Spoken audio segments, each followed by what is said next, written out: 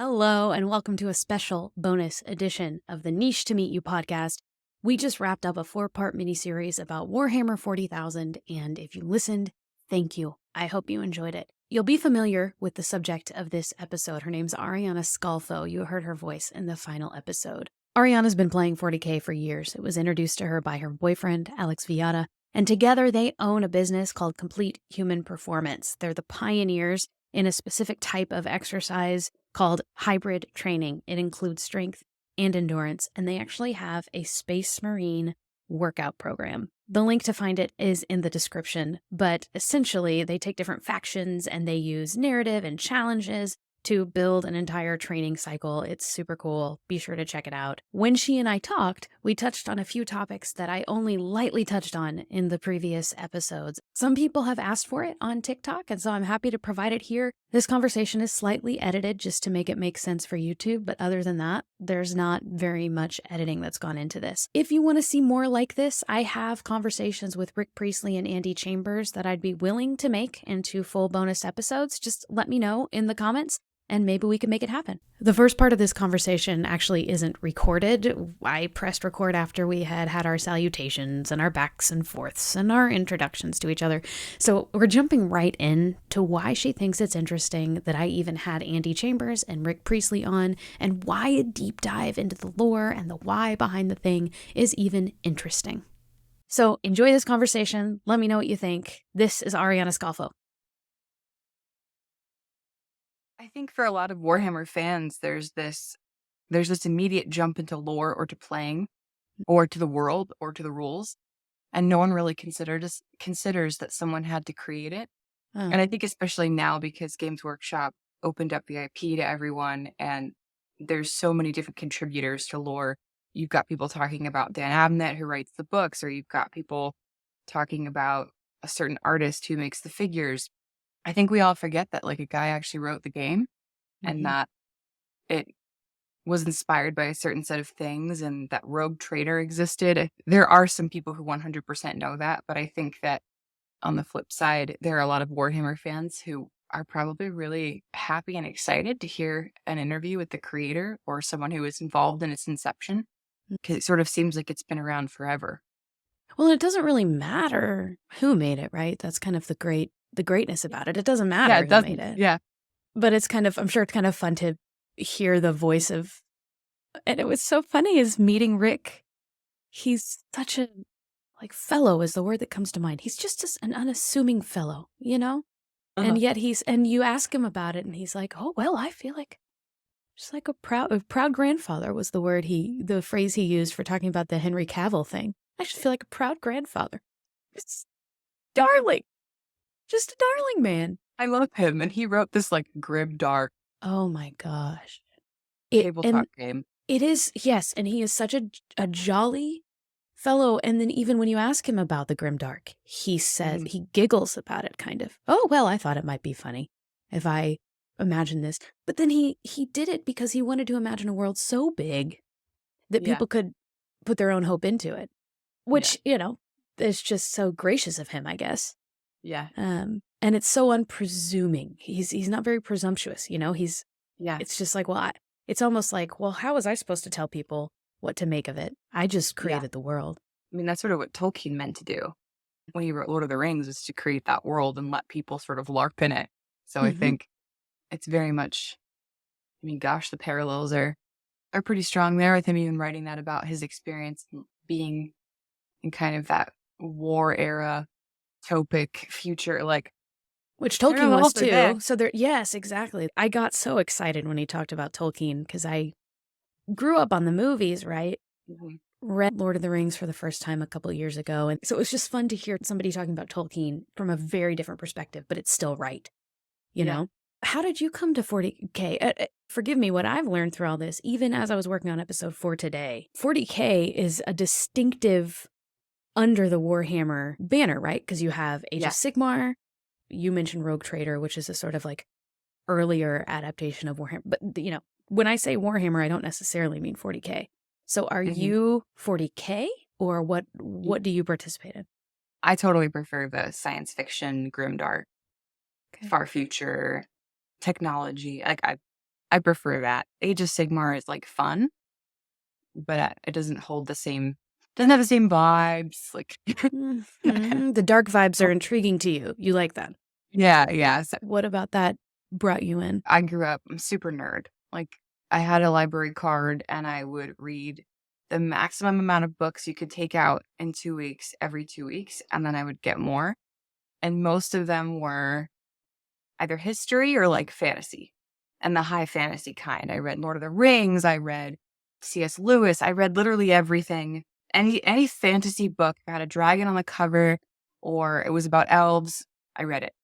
I think I OD'd a little bit. Like, I still Oh, have a no. much love for that entire world. But I Uh-huh. think for me, like, if I read and then the elves and it's like a beautiful race of people who are like, I think for me, the idea of elves that ruled the galaxy and were super powerful until chaos god basically destroyed them and they destroyed themselves. Like, okay, I'll read about that. Elves and spaceships, elf pirates It's that refreshing. drink It sounds like blood. it was it was refreshing for Yeah. you instead of What? having these like Yeah.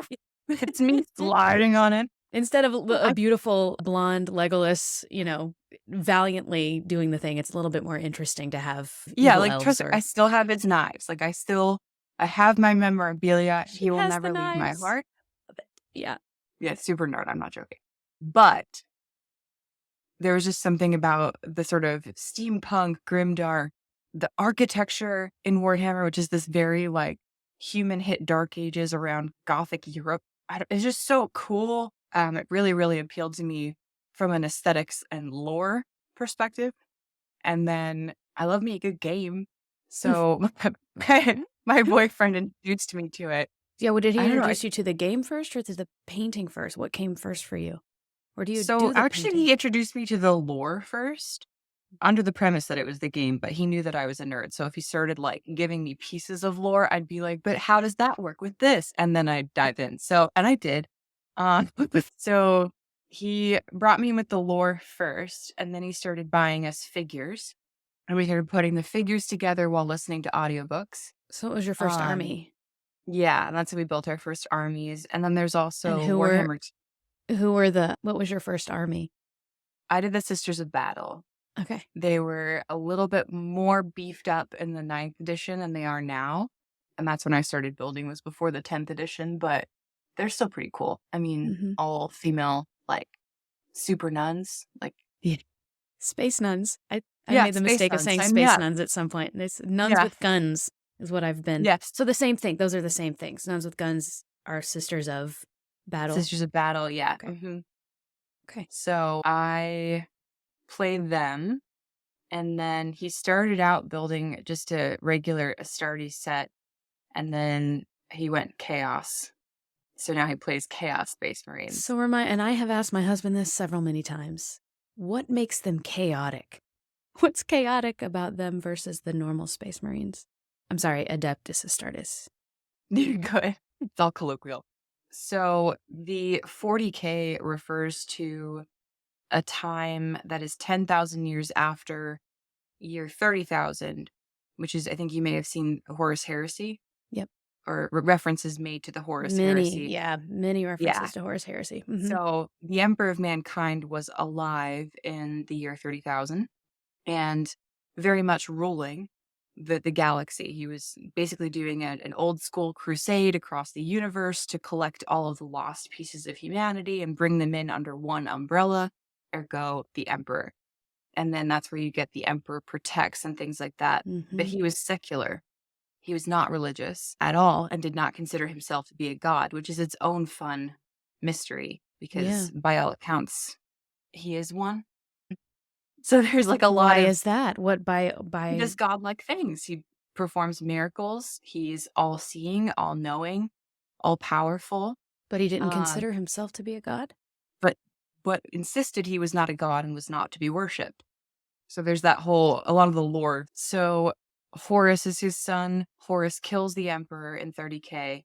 That's why in 40K things are a mess. Everything is war because there was this All is giant lost. civil war. Doom. Doom. Yeah. Horus made a big bad boo boo, Oh. and Big bad is a 40K. phrase that is thrown around a lot. Yes. Big bad. Shoot. I've heard that so many times. Oh, he's a big bad. He's a big bad. He's a It's big bad. true. So what happens is Horus is corrupted by, they're called the Chaos Gods. And to travel in Warhammer with the spaceships, did you ever see the movie Event Horizon? No. Okay. It's got Lawrence Fishburne, but essentially it's the same premise. In order to do faster than light space travel, you have to travel through a warp gate. Oh, And what it turns out is that yes. when you go into the warp Yes. is essentially I've hell. heard it. Yep. So to pass through the warp, you have to pass through hell. And in this alternate dimension, there are these chaos gods, Got Nurgle, it. everything like Yes, that. Nurgle. That's where they Yes. Granddaddy Nurgle. Granddaddy Nurgle. We called my son a Nurgling until he was born, and we still do sometimes. A Nurgling. Yeah, they like well, I'll send you a picture. Nurglings Please. are adorable. So Horus is corrupted by the gods of chaos in the warp to kill the emperor because the emperor was keeping the chaos gods out of the real world, which is why in 40K there are demons and chaos breaks through all the time. Basically, the gate that was being held shut was opened and then opened hardcore in multiple places and multiple periods through time. So the warp and the warp's corruption is able to permeate real time and real space with unnerving regularity. Nerving regularity, she says. I like that phrase. Well, All the way. it must be that way because the books are like infinite, you know, and just it's just like and then, you know, there are like different themes of books where there's like the detective. What's the one where the guy's a detective? Yeah. Ignite is not correct. What is it? Eisenhower? Horn, that's it. Yeah. That's excellent. Yeah. Yeah, that's something my husband said is like the first, if you want to get into Warhammer, like reading the books, Eisenhorn is a really good first place to start. Yeah. Because you end up reading it from this human point of view and human perspective. I find that because I dove right into Eisenhorn, I was all over the place. And the Horus Heresy is tough because it's 10,000 years before 40K. So a lot of the rules are different. A lot of the time is different. So the books are excellent, but it's difficult to jump forward to 40K and realize that everything's different when you get there. Yeah. So yeah, Eisenhorn is definitely How many the way books to go. are in the Horus Heresy? Like 60. Okay. Do you actually play tabletop then? It's not So just we do. painting? We live in the boonies, so there is a shop that has game nights near us, but we truthfully haven't made it out to that many times. What we did is we built our armies, and then Alex built 4 more. So we actually have probably close to 200 figures at this point. Wow. It's a lot. What we did in order to learn the rules was we played more of a campaign style where almost we played like a very D&D version, which to me was actually fun. It was easier for me to learn the rules and the flow of play that way. So we started out by just setting up a game with some stakes. And so when And you I say played D&D version, what about it? Because I've experienced one round of straightforward. classic, straightforward, 1,000-point game. So how does a D&D influence affect a crusade?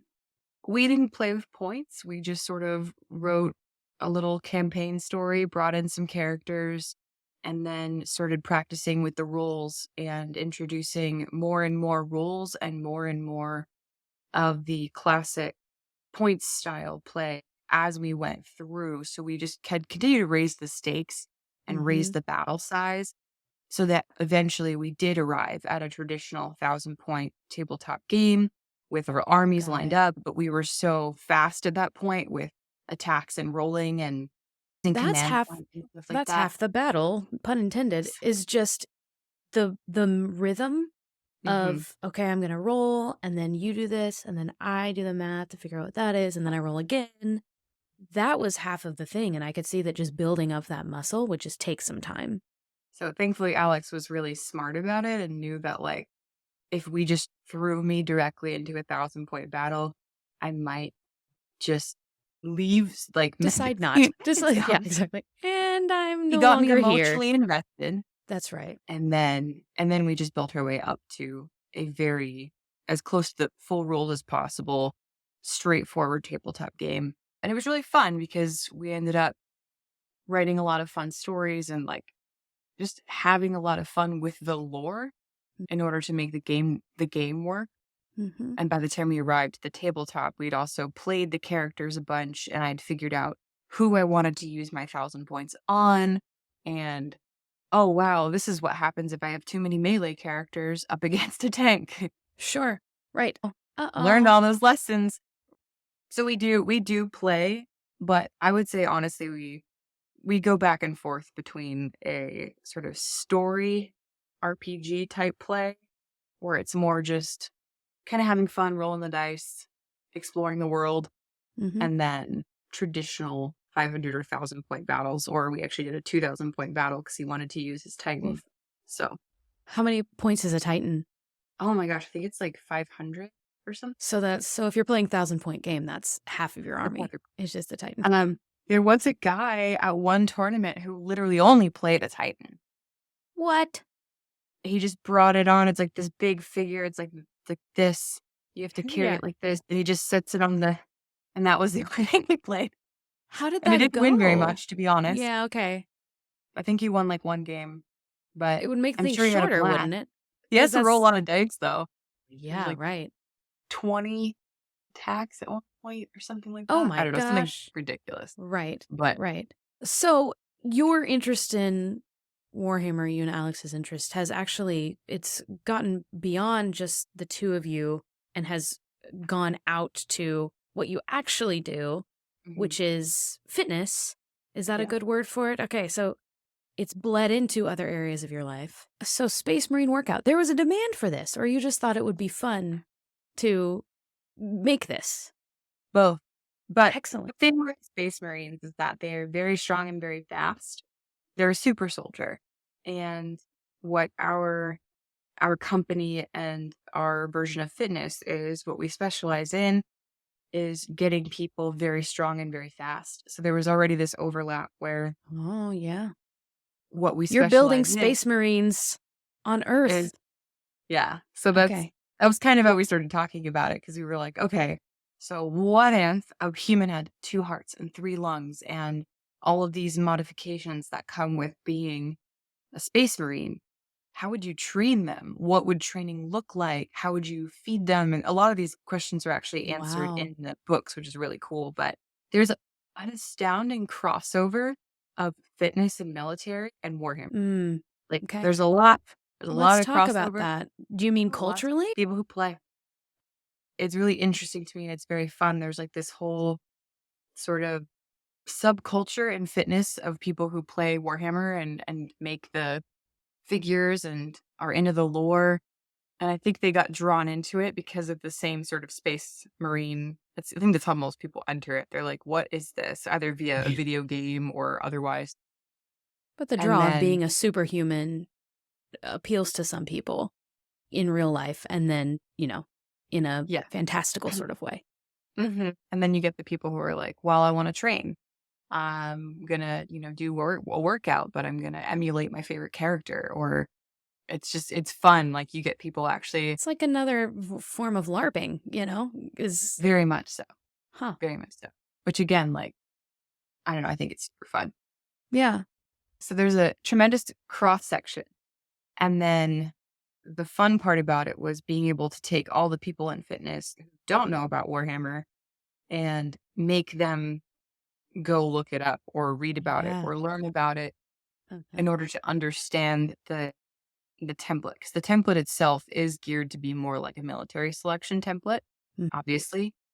But we snuck in a lot of lore references and a lot of little egg. That had to be so fun for you because you said you wrote a lot of it. Yeah, thankfully, Alex gave me the okay to do. We did a lot of themed chapter workouts. So I wrote a workout for the Black Templars, for example, or the Salamanders. They basically are all most of them are taken from their home planet, which is just super volcanic. So they have like black skin and red eyes. And a lot of them use heavy flamers. A lot of them. They use fire. They are called the salamanders because they battle these giant lizard dragon salamanders on their home planet. My opponent had an army of salamanders when I Yes. played. Yeah, and they're really cool because they're one of the very few, maybe one of the only space marine factions that believe that humans are not only worth protecting in theory, but they will actually make sure that every single human survives. They will sacrifice themselves to protect humanity. Whereas in a lot of other factions, there's sometimes a little bit of contempt, or humans are treated a little bit more like numbers, Hmm. where if 10 have to die, so 20 can live. Yeah. It's Why not, do the it's not even salamanders thought. handle that differently? What in their 'Cause they're backstory? Yeah, so their Primarch, every single faction has a Primarch, their original father, which would be the Emperor's son.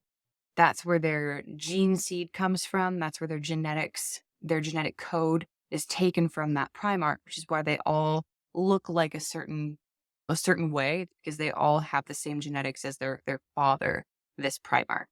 That's a key Vulcan, to understanding that I yeah. hadn't heard before. Okay, go on. Yeah, Vulcan. yeah. So each chapter has its own primer.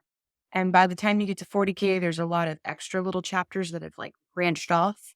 Uh-huh. A lot of the Primarchs die in 30K. A lot of them are sent to the warp. So there's a lot of fracture. So you end up with a lot more than there were originally. But originally there were 20 chapters, or 20 Okay. sort Okay. of different space marine factions.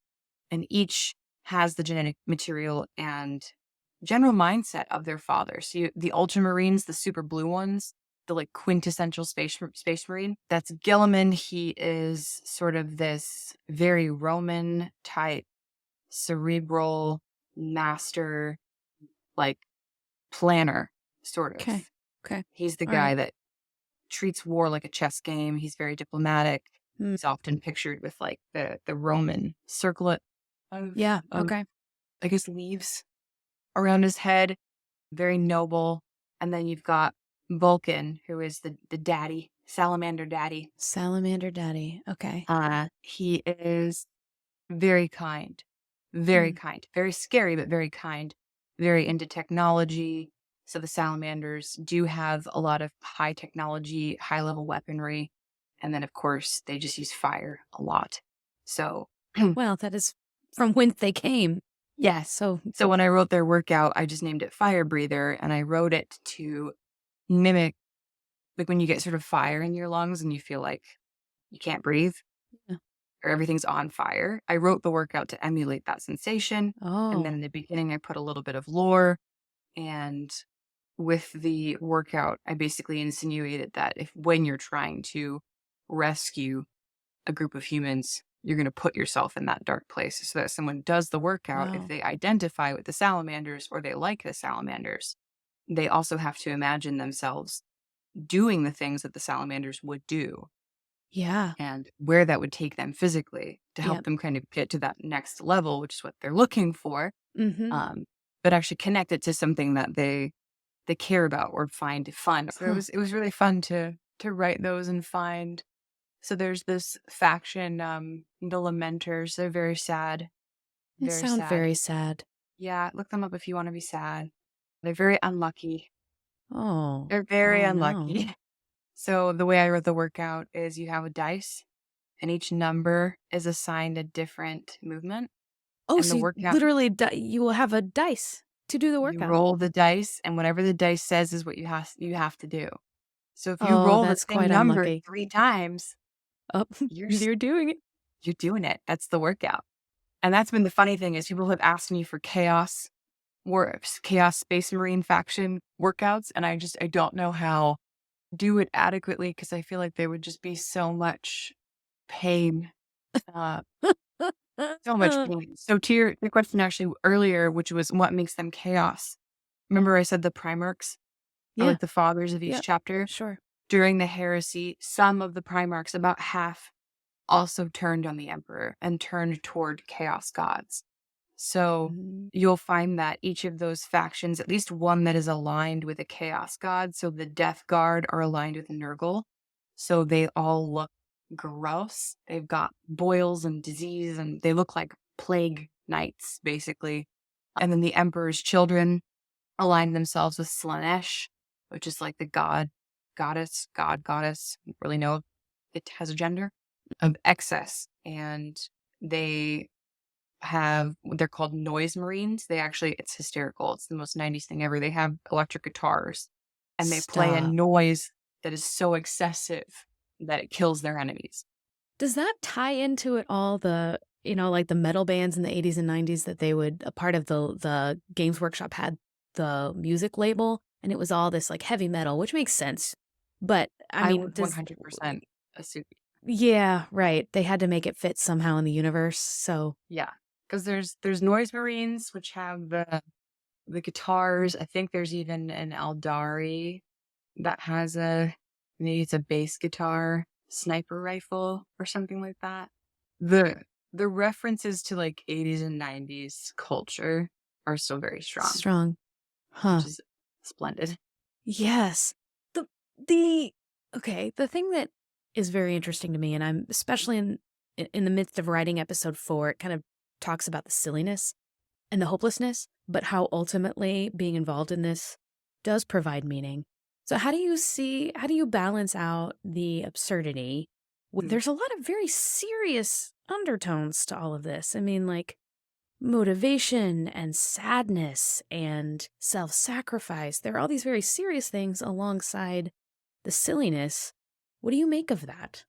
I think honestly, it's very personal. I think one of the biggest things that I've noticed is that as you explore the world and as you learn the lore, you might have a favorite faction, or you might play as a certain character or type of character, but you never want to be them.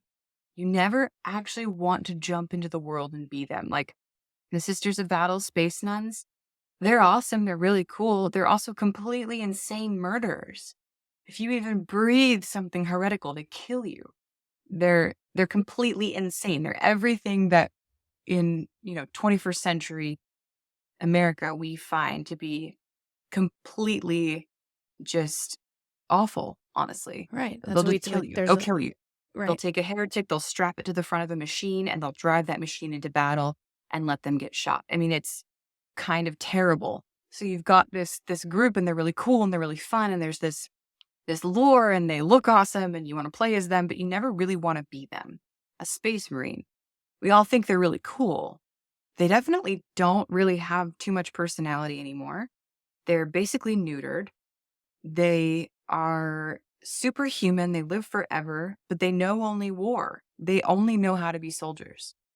There's maybe one faction, the Thousand Sons, that had hobbies and they got destroyed. So it's interesting Oops. to me that by not allowing people to overly identify with any particular faction or any particular group, it's always, if you're running around going blood for the blood god, you know it's silly. Mhm.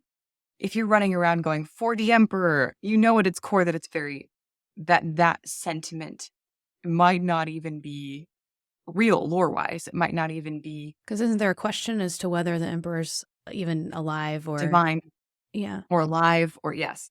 There's a lot of questions there. So even then, you're praising the corpse king Yeah. and you know it. So there's always this sort of degree of separation between you and the world that I think leaves people in a very powerful position where they can take the lessons of the characters that they like and leave behind what they don't like, because there's a lot to not like. Uh-huh. I think that when you do identify with a character like Eisenhorn, he's an inquisitor. He's supposed to work for the emperor. He's supposed to work for the Imperium, but he dabbles in chaos because in order to obtain his goals, he can't do it following the rules of the Imperium. It's to save humanity. Hmm. He Hmm. has a demon buddy, and it's to save humanity, Hmm. but it's by all accounts very, very illegal and very bad. So even this Eisenhorn character, he kind of walks the line between good and evil. Right, a And sort that's of kind of the whole vigilante. point of Mm. the world and the lore, I think, is that at all times there's no good guy. There's no clear cut, maybe the salamanders, to be honest, but they're just crushed. But, and I think in inserting yourself into that world and diving into it and learning about it and playing within it, that degree of separation, I think it leads to a little bit more at least from what I've seen, people are more aware of who they are, and they're aware of where they would not fit in the Hmm. lore and where they would not do well and where they would like to be more like characters. But there's also very much this idea of there's parts of them you very much would want to leave behind. And I think it's in that you get all these people that are very inspired by the the attitude of the Space Marines and the way that they go to war and go to battle. But there's also this understanding that they're emotionless Hmm. and, for the most part, emotionless. They only know war. That's all they're good at. Hmm. They're soldiers, and that's it. There's potential for so much more that they aren't living up to, or it's not possible for them to live up to, but you They're can not see their built for it. faults. Yeah. Yeah. Yeah. They're not That's engineered for it. We were watching Sicario the other night, the first half, Mhm. and I don't want to spoil the movie, and I've only seen the first half, but essentially it's they're trying to. Have you seen it? Am I speaking to? Not yet. Okay. Yeah. So it's Josh Brolin is the sort Mhm. of like your kind of protagonist, and Emily Blunt's actually the main character. She's a law enforcement, like SWAT person that gets called into this team for the FBI, but it's very questionable. She can tell something's not making sense. Mhm. And they're essentially doing all this illegal activity. And Josh Brolin to me seems very Space Marine in that he knows he's doing illegal activity, but it's what he needs to do to save mankind, like, towing that line. You're talking about Yeah. Eisenhorn, towing that line between how much do I tap into evil forces or, But, I hmm, think that's the part that really catches people is because even the chaos gods, they say that Nurgle is the one that if you were going to get taken by anybody, it would be him, which I disagree. I don't want boils, but he loves his children.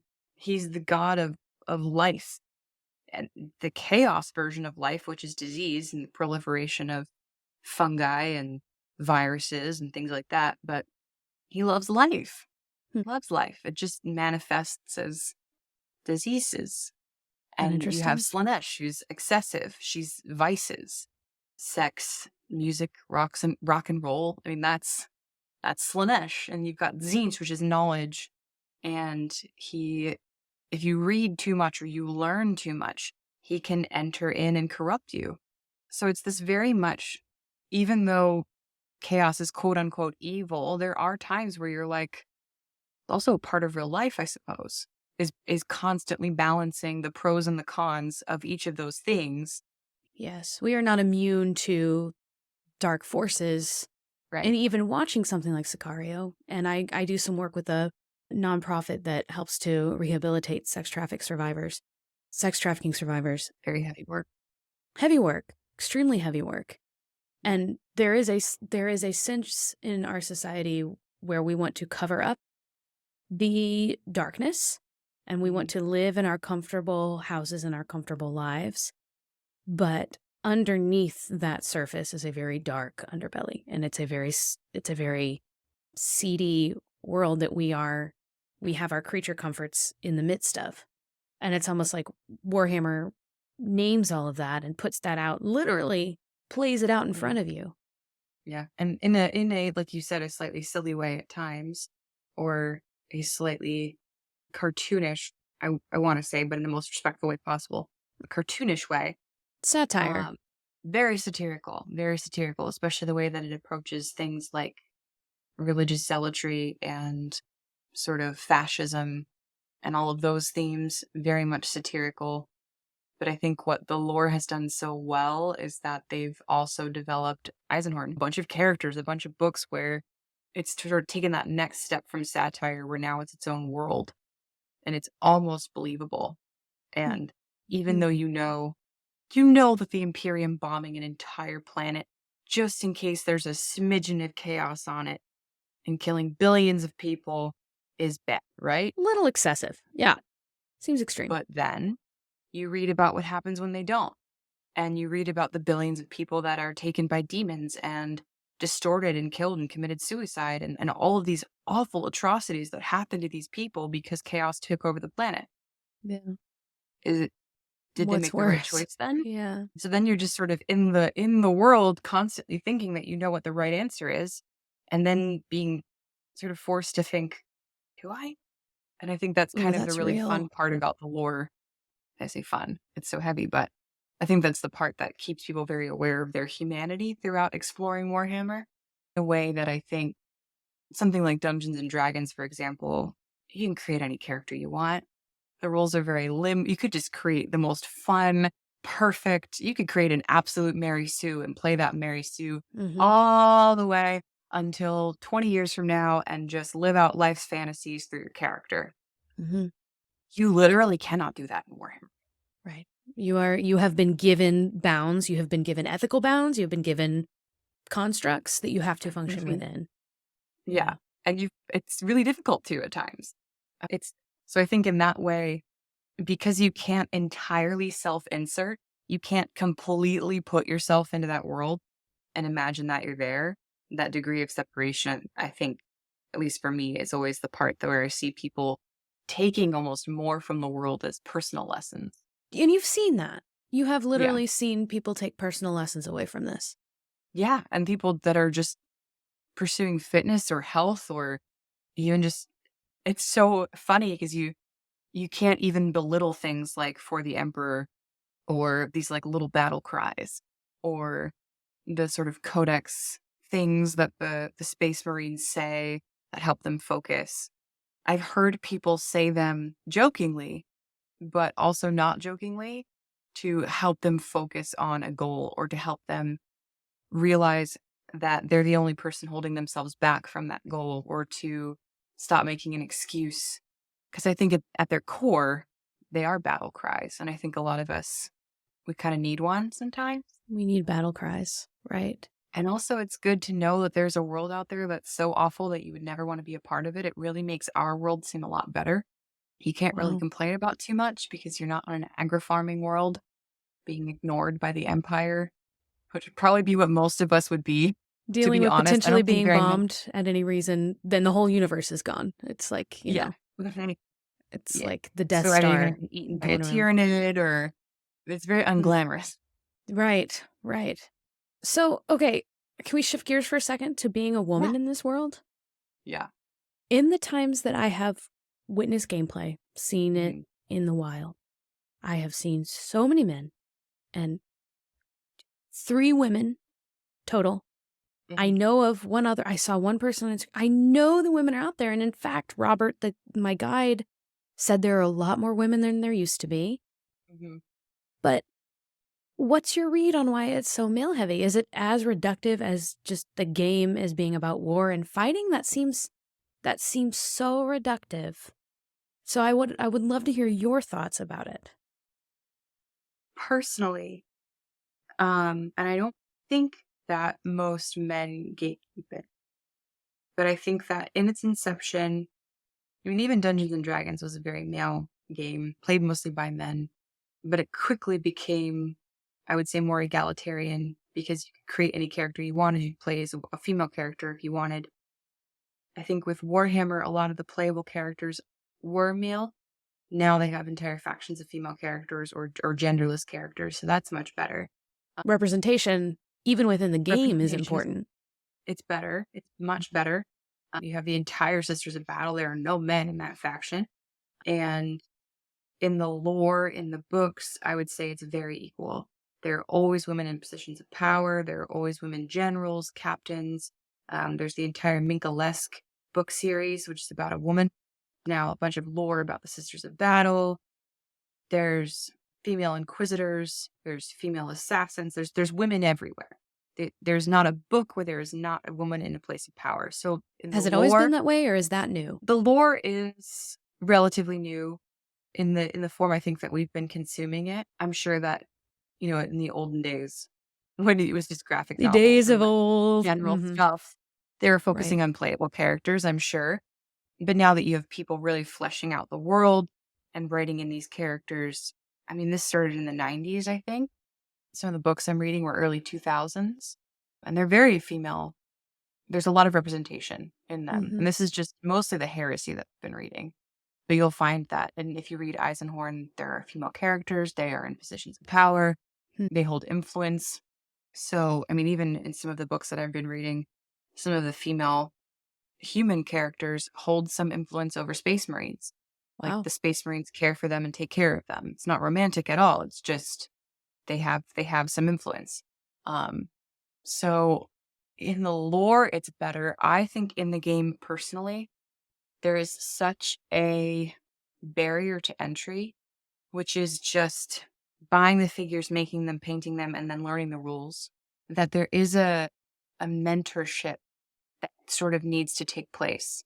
You need to have a mentor, someone who brings you into the world and someone who shows you the ropes. And for a lot of women, that's their partner or a good friend or something like that. But I think if you are a woman who does not have that person who is already immersed in Warhammer, you do need a bit of a guide. You need a mentor. They do have videos, they have stuff like that. But if you show up to a game night and you walk in and it's a bunch of dudes, what you really need is for one guy to go, "Hey, come play with me. I'll show you the rules." Yeah, right. But you also need to feel safe. You also need to feel comfortable in that community. There's just a lot of barriers. And I That's a think really that great point. mentors or guides would be huge, sort of a safe liaison for women to enter the world through, especially for gameplay. Um, because there's the other issue too, where if you're a woman and you're joining a group of guys, then you're like, oh crap, am I gonna get hit on? Is it gonna get Sure. weird? Is it like there's just a lot. There's a lot to deal with that if you have a boyfriend goes away. That's right. Yeah. Well, the Like go one woman play. that I actually have on tape is, she literally said, I just got into painting because my fiance liked it, but now I'm playing. Mhm. But it was for her, that was her story, is that her, Yeah. and for you it sounds like it was the same. And it's not And because then of lack of interest, but it's because there are all these barriers for feeling comfortable in the mm, space. yeah. Interesting. And I think unfortunately too, then you end up with like Alex and I, we play together. We're insular. I'm not going out and I'm not playing at those game nights. So I'm not present. And that's something I should do better at. I should be more of a mentor to other women that want to play. I should be making myself visible. And I think that's something that women who play could potentially do better at, myself included, because I have a partner that I live with that I play with. Yeah. But that removes me from the overall environment, which I'm aware of. So I think it would be really cool if there was an online community of women or women and men, doesn't matter, but just people who were focused on making sure that there was no gatekeeping and that becoming involved in the game was easier. Here's how to understand the current rules. And I know that they have that, but having it more directed toward women, because I see this a lot in fitness. People will be like, people know what to do. The information's out there. They know how to get healthy. They know how to get fit. All of it's out there. All of it's free. This is true. But if people aren't doing it, or people don't feel safe consuming it, or people still don't know where to start, then maybe the information is being sent out the wrong way. It's being presented the wrong way. Mm-hmm. It's too complicated. It's Well, and alienating. sometimes it contradicts itself. Hmm. People will say literal, in terms of fitness, Yes. literally different things and mean different things. Hmm. And I Yeah. could imagine, like, without knowing any lore, I mean, for me, I just chose the Sisters of Battle because they were women and that's what I wanted to play. I didn't know anything about their play style, their numbers. I mean, there are women who completely break this mold. And I'm not speaking for all women, nor am I generalizing, but from my experience, what I have seen, and this is speaking about myself primarily, but also even just you and I agreeing on this. With play style and games, I find that men seem to focus more on like the numbers side and like rigging things until they're perfect, until the math works out perfectly. Or like Alex will play a game until he has every single achievement, every single weapon, and that weapon is 100% maxed out. That Wow. is his Yeah. idea of fun gameplay. So I think too, if you have a bunch of people talking about Warhammer play and Warhammer gaming from the perspective of like numbers, numbers, numbers, numbers, numbers, you You're have a only going person to who attract people who are interested in that. and you have a Yeah. person over here who would love playing, but that's not what attracts them to the Yeah. game. Yeah. I think there's another missed opportunity via communication about what excites them about it. Mm. Mhm. Because Alex is there with his little calculator, like building his army, and I've picked all the figures of all the girls that I painted I want this just because one, I I want want my this one. figures to be painted and look better. And that's not necessarily a female thing. Like, there might be No, some males that would be more interested in the narrative or something 100%. with a little bit more campaign. Just like there are males that prefer painting and literally just paint, or males Yep. that just read the books. Yeah, I So don't it's think it's not, gendered, yeah, but I think that there could be an improvement in communication maybe from the real player types yeah, that makes it seem maybe a little bit less you can play and have fun and not have the perfect army. yeah, Because I think a lot of people I got hung up on that. I was like, do I have the right figures? Do I yeah. have the right points? Have I chosen the right ones? And I didn't play for months because of it. And it was like, in all reality, I mean, whether or not you have the perfect army just depends on who you're playing against. I'm just gathering you have so many things in your life that are pulling you. You've got business. You're a new mother. What for you is the reason why you stay involved in Warhammer? Why you keep doing it? For me personally, the writing is spectacular on the lore side. So I think I'll continue to consume that indefinitely, Forever and always. because it's going to take you that long to get through the heresy. That's right. You I appreciate the writing quite a bit, and I appreciate the world building. My degree is actually in fine art, and I was actually going to go to school for animation and illustration, but for graphic novels. That was actually going to be my career path before I got into fitness. So for me, painting the figures and the art from the world is also very interesting. The aesthetics of the world is super fun for me. The shows, the cartoons, the fact that there's a show coming out, it's very Mhm. rewarding to a lot of my personal interests. And then the play is just a fun way to sit down and actually communicate with my partner instead of sitting next to each other and consuming a TV show or product. We could Mm. talk about it after it's done. We could talk about where it fits into the world. We can play a tabletop game together. We can take figures out and paint them and talk about how our days went. There's so much in that shared hobby and in shared space. I mean, sometimes over dinner when we're both burnt out on fitness and neither of us wants to talk about another muscle ever again in our lives, we'll just talk about Warhammer for like an hour. You mean you And don't want to talk about the gluteus maximus? no, Sometimes you get maxed out on it. Sometimes you get maxed out on the max.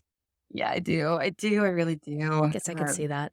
I think there's sort of that desire to, and I think maybe this is true for a lot of people, just to get away from the daily a little bit Hmm. and step into something a bit fantastical, but then also again be able to maintain perspective the entire time of that you're not in that world. I think it's actually really fun because you can just talk Hmm. about it and be like, that's really interesting that this happened. Or, man, this chaos god really messed up. And you Well, can and have knowing over that it came from real history, it was developed from war. an archaeologist's brain, right? From war, then also looking back at how different dynasties have acted and Hmm. even how it can affect our own. Andy, this didn't make a cut of any episode, but Andy Chambers talks about Judge Dredd Yeah. and the comics and Judge Dredd the character, how that was informed by society, and it was almost a way to play out what was actually happening. And I imagine in Warhammer, because the universe is so big, there are times when we see whispers of something that we've played in Warhammer or read about in our own world. And Hmm. that's a further way to engage with what's happening around us. Absolutely. I think there's very strong themes of that. Very strong. And one of the most interesting parts about Warhammer for me is I'm a huge history nerd as well, and art history especially. It's interesting to see how in periods that are technically dark ages, when we lose the technology of the previous time, whether through disaster, famine, war, whatever, you'll have humans look back on art that they no longer understand or language that they no longer understand, and they make a religion out of it, or they write a story about it that is the furthest thing from the truth. But it's what makes sense to them when they're standing inside of this temple that's devoted to something they don't know, or a painting on a wall, and they make this assumption based on zero information. There's no technology. And it's happened multiple times throughout our history to see that on a grand scale between 30K and 40K. And even in 30K, you're dealing with people who it's sort of this post apocalyptic world where artificial intelligence destroyed humanity and there was this big fallout and humans everywhere died. And you're picking up the pieces and discovering this technology that no one knows how to use, and the spaceships are huge, but no one really actually knows how to work them. And everything's bioorganic because you've got AI that's not allowed to be used unless it's fused with a person. So you've got servitors instead of robots. It's just this big, dark age exploration of what would happen if we forgot everything. If we Wow. got to space and then we forgot everything. Hmm. That we had infinite power and then we lost it and we forgot it. And I think that part is just so fun for me because it really shows up everywhere. Yeah. And I think exploring that theme is really, really, really interesting because we're not that I think we're headed in that direction at all, but it's very possible to have a dynasty or a kingdom. It's happened how many times in our history? That comes up, Hmm. rises, has all this technology, all this art, all this everything. And then you've got thousands of years later, in Warhammer's case, 10,000 years later, 20,000 years later, people are trying to understand what happened. Right. Right. And misunderstanding what happened. Grossly. Yeah. Somebody was just saying Grossly. the other day, what if, what we were talking about memes, what if some of these cave paintings were just memes, and they would have looked at the Potentially, painting and said, haha, that's hilarious. Bungo was here. Like, and we're all like, oh, this is man's way of discovering That's right. himself. He's so profound. Yeah, like And it's this was just making actually us laugh. Django's cave. Bungo walked in, put his handprint in, and was like, you Django. Like, we don't know. Right. Right. It's People have been messing with each other since it day one. is. I mean, that's why satire's a thing. Is that it's just playing off of the absurdity of human Ev- culture to Mhm, take itself so seriously, constantly. mhm, We want everything to have so much meaning, and mhm. in that, we take ourselves so seriously. So the absurdity of the thing and the satire of the thing actually helps us loosen our grip a little bit, maybe, Yeah, on maybe reality. explore the world with a little bit less personal attachment to how something goes or doesn't go. Hmm. I don't know, that's one of my favorite things about it. It's just the absolute insanity and the humor, and then the chilling realism at some points where you're like, wow, that's actually really, really accurate or really real. Do you have an example of one of those moments? In a lot of cases, chaos will enter into a person's mind by slowly manipulating them and playing off of a weakness. That's how they took over Horus, for example. He was very arrogant and he was tricked via his arrogance by other space marines, other chaos forces into believing that he should be the emperor of mankind and that his father was mistaken, blah, blah, blah. His father needed to die.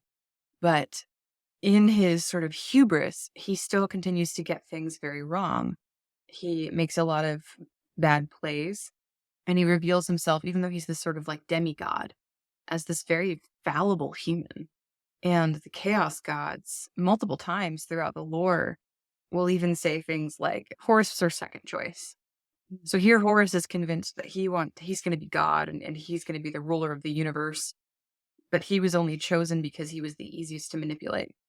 He wasn't their first choice as far as like a Primarch who could lead the universe or execute their will.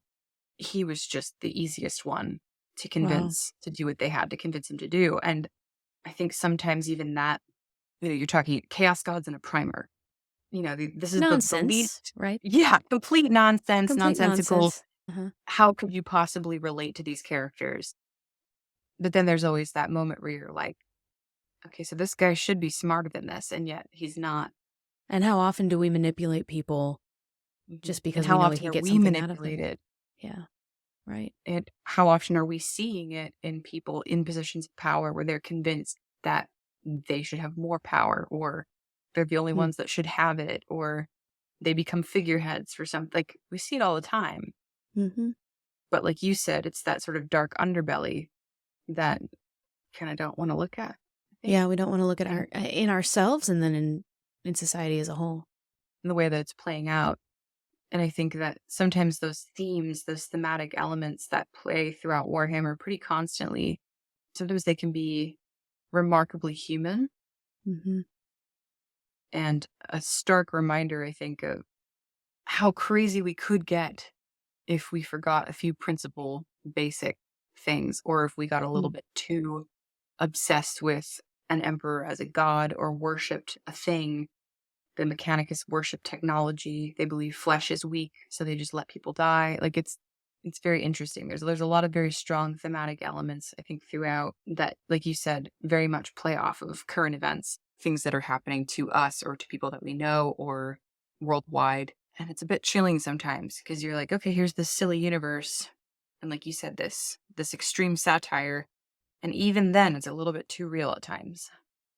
I Yeah, think that's of the thing about art, right? Art imitates life, and it gets real, and that both draws us in, and then should be a warning to us, and yet we are imperfect creatures. And very. yeah, yeah.